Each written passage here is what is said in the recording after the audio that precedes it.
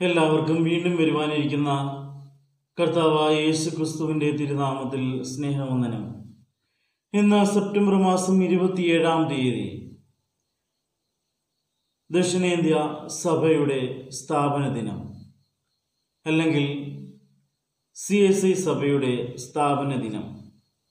വിശുദ്ധ യോഹന്നാൻ എഴുതിയ സുവിശേഷം 17-ാം അധ്യായം 20 മുതൽ 28 വരെയുള്ളതായ വാക്യങ്ങൾ. അതിൽ 20-ാമത്തെ വാക്യം നാം ഇങ്ങനെ വായിക്കുന്നു: ഇവർക്ക് വേണ്ടി മാത്രമല്ല, ഇവരുടെ വചനത്താൽ എന്നിൽ വിശ്വസിപ്പാനിരിക്കുന്നവർക്ക് വേണ്ടിയും ഞാൻ അപേക്ഷിക്കുന്നു. കണ്ണുകളടയ്ക്കാം, ഒരു നിമിഷം പ്രാർത്ഥിക്കാം. വചനം ജഡമെടുത്ത് ഞങ്ങളുടെ പാർത്ഥവനായ ഞങ്ങളുടെ വിശ്വസ്തനായ കർത്താവേ, ഈ നല്ല പ്രഭാതത്തിനായി ഞങ്ങൾ നിന്നെ സ്തുതിക്കുന്നു. ഈ പ്രഭാതത്തിൽ കർത്താവേ, നിന്റെ സന്നിധിയിൽ അടുത്തു വരുവാൻ ഞങ്ങൾക്ക് ആയുസിൻ്റെ ഒരു ദിവസം കൂടി തന്നതായ ഭാഗ്യത്തിനായി ഞങ്ങൾ നിന്നെ സ്തുതിക്കുന്നു. കർത്താവെ, ഈ ഭാഗ്യം ലഭിക്കാതെ അനേകര് ലോകത്തിൽ നിന്ന് മാറ്റപ്പെട്ടു. എങ്കിലും ഞങ്ങൾക്ക് നൽകിയതായ അവിടുത്തെ അളവറ്റ കൃപയോർത്ത് സ്തോത്രം ചെയ്യുന്നു. ഞങ്ങളുടെ മിടുക്കോ ഞങ്ങളുടെ സാമർഥ്യമല്ല, പിതാവിൻ്റെ സന്നിധിയിൽ പുത്രൻ മധ്യസ്ഥ അണയ്ക്കുന്നതായ വലിയ സ്നേഹവും അവിടുത്തെ കരുണയുമാണ് എന്ന് ഞങ്ങൾ പൂർണ്ണമായി മനസ്സിലാക്കുന്നു. കർത്താവെ, നിന്റെ കരുണകൾക്ക് അതീതമായി നിന്റെ സന്നിധിയിലേക്ക് ഞങ്ങളെ തന്നെ സമർപ്പിപ്പാൻ ദൈവം തമ്പുരാനെ നീ ഞങ്ങളെ ശക്തീകരിക്കണമെന്ന് പ്രാർത്ഥിക്കുന്നു. തിരുവചനം ധ്യാനിക്കുമ്പോൾ നിന്റെ ആത്മാവിനാൽ ഞങ്ങളെ സംസാരിക്കണമേ. വചനത്തെ കേൾക്കുന്നതായ എല്ലാവരോടും ബലപ്പെടുത്തണമേ. യേശു മിശിഹാ മൂലം പ്രാർത്ഥിക്കുന്നു, കരുണയുണ്ടായി കേൾക്കുമാറാകണമേ. ആമേൻ. 1947 CSI സഭ രൂപം പ്രാപിച്ചു. തുടർന്നുള്ളതായ വിശ്വാസ വഴിത്താരയിൽ പ്രശ്നങ്ങളും പ്രതികൂലങ്ങളും നിറഞ്ഞതായിരുന്നു. എന്നാൽ പ്രശ്നങ്ങളും പ്രതികൂലങ്ങളും നിറഞ്ഞതായ ആ വിശ്വാസ വഴിത്താരയിൽ തങ്ങൾക്ക് ലഭിച്ചതായ ദർശനം കൈമോശം വരാതെ മുൻപോട്ട് അവർ നയിപ്പാൻ തക്കവണ്ണം സഭയ്ക്ക് സാധ്യമായി തീർന്നു. ഇന്ന് ഭാരതത്തിൽ അറിയപ്പെടുന്നതായ സഭാഗോത്രങ്ങളിൽ ഒന്നായി തീരുവാൻ തക്കവണ്ണം CSI സഭയ്ക്ക് സാധിച്ചു. കഴിഞ്ഞ നാളുകളിൽ സഭയ്ക്ക് നേതൃത്വം നൽകിയതായ അഭിവന്ദ്യ തിരുമേനിമാർ, പട്ടത്ത ശുശ്രൂഷ ചെയ്തതായ അച്ഛന്മാർ, സുവിശേഷ വയൽ പ്രദേശങ്ങളിൽ പ്രവർത്തിച്ചതായ മിഷണറിമാർ, എല്ലാവരെയും ഓർത്ത് ദൈവത്തിന് നന്ദിയോടുകൂടി സ്തോത്രം ചെയ്യുന്നു. ഇന്ന് നാം വായിച്ചു കേട്ടതായ വേദഭാഗം യേശു കർത്താവിൻ്റെ മഹാപുരോഹിത പ്രാർത്ഥനയുടെ അവസാന ഭാഗമാണ്. വിടവാങ്ങൽ പ്രഭാഷണം എന്ന വേദപണ്ഡിതന്മാർ ഈ ഭാഗത്തെ വിശേഷിപ്പിക്കുന്നുണ്ട്. ഇവിടെ യേശു കർത്താവ്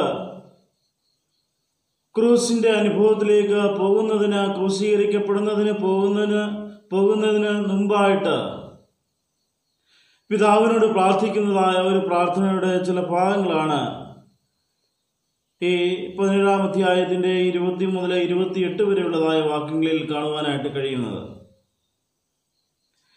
ക്രൂസിൻ്റെതായ അനുഭവത്തിലേക്ക്, അല്ലെങ്കിൽ ക്രൂശീകരിക്കപ്പെടുന്നതിന് നാഴിക അടുത്തു വരുന്നതായ സന്ദർഭത്തിലും തനിക്ക് കേൾക്കേണ്ടതായ കഠിനമായ പീഡാനുഭവങ്ങളെക്കുറിച്ച് യേശു കർത്താവിന് ബോധ്യം ഉണ്ടെങ്കിൽ തന്നെയും അതേപ്പറ്റി പരാമർശിക്കാതെ ഈ കടുത്ത വേദന, മാനസികമായിട്ടുള്ളതായ സംഘർഷം നിറഞ്ഞിരിക്കുന്നതായ അനുഭവത്തിലും തൻ്റെ ശിഷ്യർക്ക് വേണ്ടി പ്രാർത്ഥിക്കുന്നതായ യേശു കർത്താവിനെയാണ് നമുക്ക് ഈ വേദഭാഗത്ത് കാണുവാനായിട്ട് കഴിയുന്നത്. പ്രയാസങ്ങൾ കൂടിയും പ്രതിസന്ധിയിൽ കൂടിയും കടന്നു പോകുമ്പോഴും തന്നെ ആക്കിയിരിക്കുന്നതായ ഇടങ്ങളിൽ ഏൽപ്പിച്ചിരിക്കുന്നതായ ഉത്തരവാദിത്വത്തോടുകൂടി വിശ്വസ്തയോടുകൂടി അവർ ആ ഏൽപ്പിച്ചിരിക്കുന്ന ആ ജനങ്ങൾക്ക് വേണ്ടി പ്രാർത്ഥിക്കുവാൻ, ആ സമൂഹത്തിന് വേണ്ടി പ്രാർത്ഥിക്കുവാൻ, ആ സമൂഹത്തിന് വേണ്ടി തൻ്റെ ഉത്തരവാദിത്തങ്ങളെ നിറവേറ്റുവാനായിട്ട് സാധ്യമായി തീരേണ്ടതായ ഒരു വലിയ മിഷണറിയുടേതായ വലിയ വെളിച്ചമാണ് വലിയ സന്ദേശമാണ്, മാതൃകയാണ് യേശു കർത്താവിൻ്റെ ഈ പ്രാർത്ഥനയിൽ നമുക്ക് കാണുവാനായിട്ട് കഴിയുന്നത്. ഈ കാലഘട്ടത്തിൽ ക്രിസ്തുവിൻ്റെതായ ഉപദേശങ്ങളെ കൈക്കൊണ്ട് ക്രിസ്തുവിനെ സ്വന്തം രക്ഷിതാവായിട്ട് സ്വീകരിച്ച് മുമ്പോട്ട് ജീവിക്കുന്നതായ ആളുകളെല്ലാം കർത്താവിൻ്റെ ശിഷ്യന്മാരാണ്. അങ്ങനെയെങ്കിൽ ഈ കാലഘട്ടത്തിലെ ക്രിസ്തുവിൻ്റെതായ ശിഷ്യന്മാർ എന്ന് അഭിമാനിക്കുന്നതായ നാം ഓരോരുത്തരും, നാം ഉൾപ്പെടുന്നതായ സഭയും ഒന്നായിത്തീരണമെന്നുള്ളതായ വലിയ ആഗ്രഹം, പിതാവും പുത്രനും ഒന്നായിരിക്കുന്നത് പോലെ തന്നിൽ വിശ്വസിക്കുന്നതായ ശിഷ്യന്മാരും ആ ശിഷ്യന്മാരുടെ സമൂഹവും ഒന്നായിത്തീരണമെന്നുള്ളതായ യേശു കർത്താവിൻ്റെ വലിയ ആഗ്രഹം, അത് നിറവേറ്റപ്പെടുവാൻ തക്കവണ്ണം സഭകൾക്ക് സാധ്യമായി തീരട്ടെ എന്ന് ഞാൻ പ്രാർത്ഥിക്കുകയാണ്. സഭയുടെ കെട്ടുറപ്പിന് ആവശ്യമായ അല്ലെങ്കിൽ അടിസ്ഥാനപരമായിരിക്കുന്നതായ 3 കാര്യങ്ങളെ പറ്റി ചിന്തിക്കുവാനാണ് ഞാൻ ഈ സമയം വിനിയോഗിക്കുന്നത്. ഒന്നാമത്തെ ചിന്ത, ക്രിസ്തുവിൽ അടിസ്ഥാനമുള്ളത് ആയിരിക്കണം. ഈ ലോകത്തിൽ സഭ കെട്ടുറപ്പ് ഉള്ളതായി തീരണമെങ്കിൽ ഒന്നാമത് വേണ്ടത് ക്രിസ്തുവിൽ അടിസ്ഥാനമുള്ളതായിരിക്കണം. 20-ാമത്തെ വാക്യം വായിക്കുമ്പോൾ ഇവിടെ പറയുന്നുണ്ട്, ഇവർക്ക് വേണ്ടി മാത്രമല്ല, ഇവരുടെ വചനത്താൽ എന്നിൽ വിശ്വസിപ്പാനിരിക്കുന്നവർക്ക് വേണ്ടിയും ഞാൻ അപേക്ഷിക്കുന്നു. ഇന്ന് വിശ്വാസാചാരങ്ങളിൽ ഐക്യം ഉള്ളതായ അനേക സഭകൾ നമ്മുടെ ഈ ലോകത്ത് ഉണ്ട്. വിശ്വാസാചാര അനുഷ്ഠാനങ്ങളിൽ തുല്യ പങ്ക് അല്ലെങ്കിൽ ഒരുപോലെ ഇരിക്കുന്നതായ അല്ലെങ്കിൽ ഐക്യമുള്ളതായ സഭകൾ നാം ആയിരിക്കുന്ന ഇടങ്ങളിൽ ഈ ലോകത്ത് ഒക്കെ ഒരുപാടുണ്ട്. എന്നാൽ അതൊരിക്കലും ഐക്യത്തിൻ്റെ മാതൃകയായിട്ട് തീരുന്നില്ല. കാരണം ഇപ്പോൾ ആയിരിക്കുന്നതായ ഈ ആചാര അനുഷ്ഠാനങ്ങൾക്ക് മാറ്റം ഉണ്ടാകുമ്പോൾ അവിടെ ഇത്തരത്തിലുള്ളതായ ആചാരാനുഷ്ഠാനത്തിൽ അധിഷ്ഠിതമായിരിക്കുന്നതായ ഐക്യം നഷ്ടപ്പെടുവാൻ തക്കവണ്ണം ഇടയായിട്ട് തീരും എന്നുള്ളതാണ്. എന്നാൽ ക്രിസ്തു കേന്ദ്രീകൃതമായിരിക്കുന്നതായ, ക്രിസ്തുവുമായിട്ടുള്ളതായ ഒരു ബന്ധത്തിലായിരിക്കുന്നതായ അനുഭവത്തിൽ ഉത്തരവാദിത്വങ്ങളും ചുമതലകളും നിറവേറ്റപ്പെടുന്നതായ ഒരനുഭവമായി തീരുവാൻ തക്കവണ്ണം, അത് പരസ്പരം മനസ്സിലാക്കി ചെയ്യുവാൻ തക്കവണ്ണം ഇടയായിത്തീർന്നെങ്കിൽ ആ ബന്ധം നാൾക്ക് നാൾ നിലനിൽക്കുവാനായിട്ട്, ആ ഐക്യം നാൾക്ക് നാൾ നിലനിൽക്കുവാനായിട്ട് ഇടയായിത്തീരും എന്നുള്ളതാണ്. ഇന്ന് പലപ്പോഴും നാം ഇന്ന് കാണുന്നതായ ക്രൈസ്തവ സഭകൾ തമ്മിലുള്ളതായ ധാരാളം പ്രശ്നങ്ങൾ ഇന്നുണ്ട്. പല പ്രശ്നങ്ങളുടെയും ഉറവിടം എന്ന് പറയുന്നത് പള്ളിയുടെ സ്വത്ത് എന്നുള്ളതായ ഒരു വിഷയമാണ്. പള്ളിയുടെ ഭൗതികമായിട്ടിരിക്കുന്നതായ കാര്യങ്ങളിലേക്ക് നോക്കി പ്രശ്നങ്ങൾ ഉണ്ടാകുന്നതായ ഒരു സാഹചര്യം. എന്നാൽ ഭൗതികമായിരിക്കുന്നതായ കാര്യങ്ങളിലേക്ക് വിരൽ ചൂണ്ടി അതിൽ അടിസ്ഥാനമിട്ട് സഭ മുമ്പോട്ട് പോകുന്നുവെങ്കിൽ സഭ നിലനിൽക്കുവാനായിട്ട് സാധ്യമാകാതെ തകർന്നു പോകാൻ തക്കവണ്ണം ഇടയായിത്തീരും എന്നുള്ളത് നാം ഒരിക്കലും മറന്നു പോകരുത്. അതുകൊണ്ട് ക്രിസ്തുവിൽ അടിസ്ഥാനമില്ലാത്തതായ സഭ ഈ ലോകത്തിൽ നിലനിൽക്കുകയില്ല, ഈ ലോകത്തിൽ തകർന്നു പോകാൻ തക്കവണ്ണം ഇടയായിത്തീരും എന്നുള്ളത് നാം ഒരിക്കലും മറന്നു പോകരുത്. രണ്ടാമത്തെ ചിന്ത എന്ന് പറയുന്നത്, ഈ ലോകത്തിൽ സഭ അടിസ്ഥാനപരമായിട്ട് നിലനിൽക്കണമെങ്കിൽ ഉള്ളതായ രണ്ടാമത്തെ കാര്യം എന്ന് പറയുന്നത് വിശ്വാസത്തിൽ ഉറപ്പുള്ളവരായിരിക്കണം. വിശ്വാസത്തിൽ ഉറപ്പുള്ളതായ അനുഭവമായി തീരണം. നാം എത്രത്തോളം ക്രിസ്തുവിനോടുകൂടെ അടുത്തിരിക്കുന്നുവോ അത്രത്തോളം നാം ക്രിസ്തുവിൽ വിശ്വാസത്തിൽ വളരുന്നതായ അനുഭവമാണ്.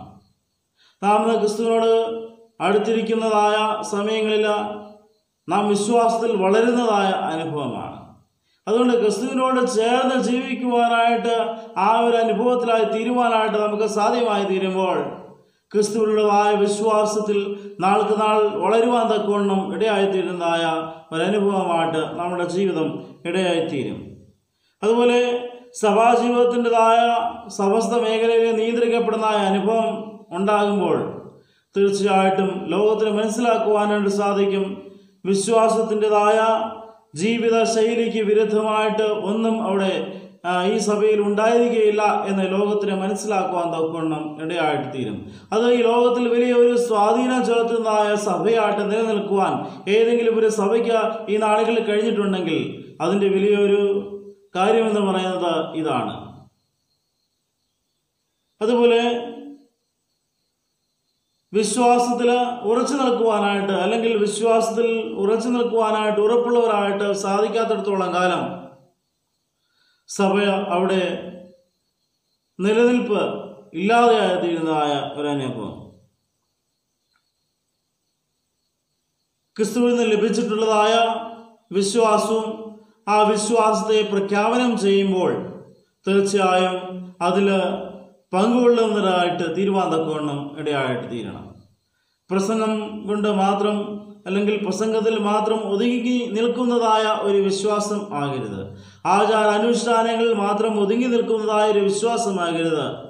പിന്നെയോ അത് ജീവിതത്തിൽ പ്രാവർത്തികമാക്കി തീർക്കുവാനായിട്ട്, ജീവിതത്തിൽ കൂടി ജീവിച്ചു കാണിക്കുവാനായിട്ട് ഇടയായിത്തീരുന്നുവെങ്കിൽ നാം ചെയ്യുന്നതായ, നാം വിശ്വസിക്കുന്നതായ ആ വിശ്വാസ പ്രഖ്യാപനങ്ങൾ, നാം പറയുന്നതായ വിശ്വാസ പ്രഖ്യാപനങ്ങൾ അതൊക്കെയും അർത്ഥവത്തായി തീരുവാൻ തക്കവണ്ണം ഇടയായിട്ട് തീരും എന്നുള്ളതാണ്.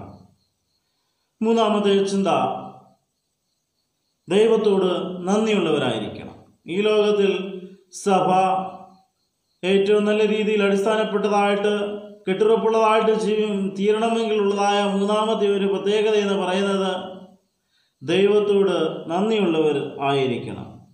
നമുക്കറിയാം, നമ്മുടെ ആരുടെയെങ്കിലുമൊക്കെ ജന്മദിനം വരുമ്പോഴും വിവാഹവാർഷികം വരുന്നതായ സമയത്തൊക്കെ നാം വലിയ ഫംഗ്ഷനുകളൊക്കെ നടത്താറുണ്ട്. അവനവൻ്റെ പ്രാപ്തിക്കൊത്തവണ്ണം ചെറുതും വലുതുമായ ഫംഗ്ഷനുകളൊക്കെ നടത്താറുണ്ട്.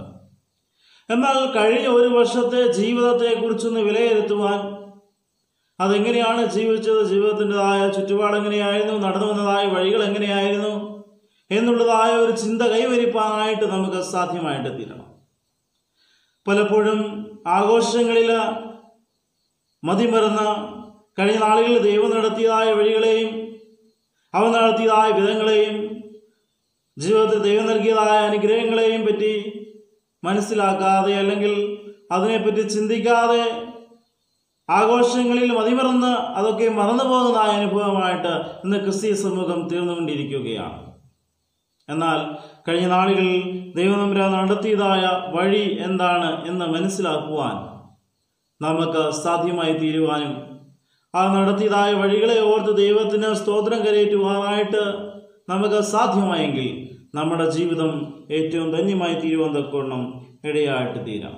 സഭകളുടെയൊക്കെ ജന്മദിനം ഒക്കെയും കടന്നു വരുന്നതായ സമയത്ത് കഴിഞ്ഞ നാളുകളിൽ ദൈവം തമ്പുരാൻ നടത്തിയതായ വിധങ്ങളെ ഓർക്കുവാൻ, ആ ദൈവത്തിന് സ്തുതി സ്തോത്രങ്ങളെ അർപ്പിക്കുവാൻ തക്കവണ്ണം ഓരോ സഭയ്ക്കും സാധ്യമായി തീരേണ്ടത് വളരെ ആവശ്യമായിരിക്കുന്നതായ ഒരു സംഗതിയാണ്. ദൈവത്തോട് നന്ദിയുള്ളവനായിട്ട് തീരുവാൻ തക്കവണ്ണം ഓരോ സഭകൾക്കും ഇടയായിത്തീരണം.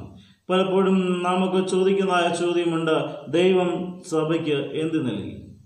ദൈവം സഭയ്ക്ക് എന്ത് നൽകി? സഭയ്ക്ക് കാലോചിതമായി സഭയെ നയിക്കുവാൻ, സഭയ്ക്ക് ആവശ്യമായ നേതൃത്വത്തെ കൊടുക്കുവാൻ, ആലോചനയെ കൊടുക്കുവാൻ അനേക ആളുകളെ ദൈവം തമ്പുരാൻ ചുമതലപ്പെടുത്തി. മേൽപ്പട്ടക്കാരും പട്ടക്കാരും സുവിശേഷ പ്രദേശങ്ങളിൽ പ്രവർത്തിക്കുന്നതായ വ്യത്യസ്തമായിരിക്കുന്നതായ സുവിശേഷ പ്രവർത്തനങ്ങൾ നിർവഹിക്കുന്നതായ പല ആളുകളെയും ദൈവം തമ്പുരാൻ നമുക്ക് ആക്കി തന്നിരിക്കുന്നത്. അതാണ് ദൈവം തമ്പുരാൻ സഭയ്ക്ക് ചെയ്യുന്നതായ ഏറ്റവും വലിയ കാര്യം എന്ന് പറയുന്നത്. അതുകൊണ്ട് ദൈവത്തോട് നന്ദിയും സമൂഹത്തോട് കടപ്പാടും ഉള്ളവരായി തീരുവാൻ തക്കവണ്ണം ഓരോ സഭയ്ക്കും സാധ്യമായി തീരണം.